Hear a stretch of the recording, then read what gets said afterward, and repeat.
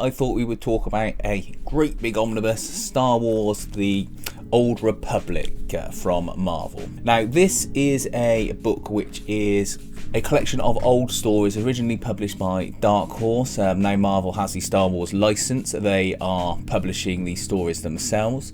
They are an excellent collection of stories as well. They're not Star Wars canon anymore. They fall under their Legends title, but that's fine. Who cares? Disney has done stuff to Star Wars that has just messed it up anyway. But these follow a young Padawan who's just about to be made into a Jedi Knight when something happens, and that causes him to go on an adventure. And it's a fun adventure as well. He gets mixed up with a group of people. You can see how it's inspired a bit by the original Star Wars film, but it goes off in its own direction, and it adds nice elements to the Star Wars mythology, and it shows some of the flaws in the Jedis as well. Look, let's have a look at the book, because it is a great book to look at, and then we'll talk about pricing and where you can buy it from at the end of the video once we've gone through it.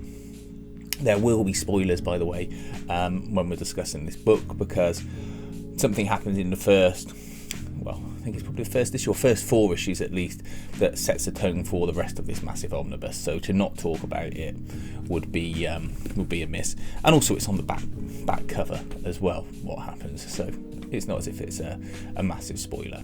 So then, Star Wars: The Old Republic Legends Omnibus. Have a look at the front here. You've got the main character Zane there, and then the rest of his gang that he meets up with. Pretty standard Marvel omnibus spine there. And then on the back you've got a picture of the spoiler that a lot of people won't talk about because they think it's going to ruin the book, but it's actually written in the blurb on the back. So I don't think it's a spoiler. Essentially, you follow a Padawan who's about to get made into a Jedi Knight. His name is Zane. And he gets framed for a murder of his fellow students.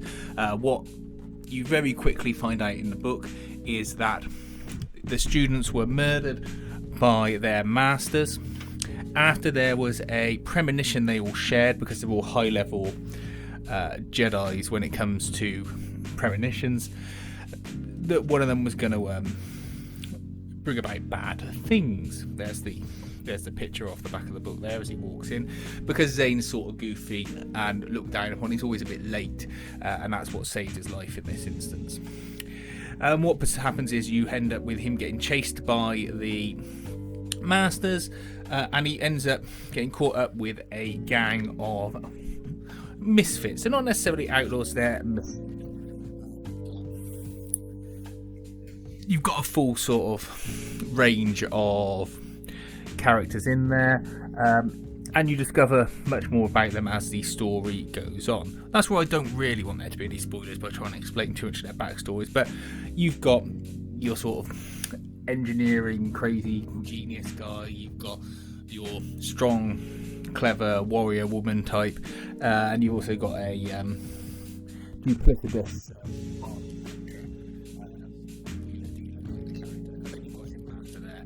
who has the sinister head, but I think what he's doing is thousands of years before the Star Wars films we've previously seen, and that's the biggest part I had to get my head around, that it's thousands of years before.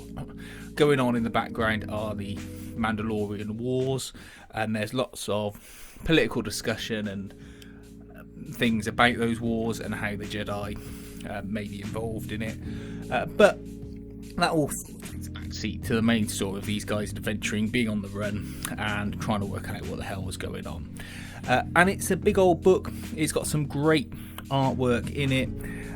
You see lots of races and characters that you can tie up with, characters you recognise from the original Star Wars films and materials, even though this isn't technically canon anymore. And you just get a really nice look at the Star Wars universe.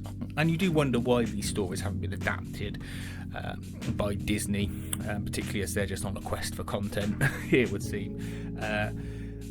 into either a short series or specials or even just films, because they're so far apart from the original films, it wouldn't make any difference who you cast and what happened in them, because they're so far back in history in the Star Wars universe. The book is a thrilling read. I found it a real page turner. I think the art is brilliant and clear, and I'm a big fan of nice clear art. I don't like it when it gets too dreamy. The artwork does change towards the end of the book, but that's fine. The majority of the book is the artwork I like. It's still good art. It's just I didn't necessarily find it. Oh, kisses. Didn't necessarily find it my favourite bits where it changed. I would recommend getting this to anyone who's a Star Wars fan. Doesn't matter if you have issues with the current way the Star Wars universe is portrayed, as this is from the Dark Horse days and Marvel have just collected it. There's the warrior girl Jarell.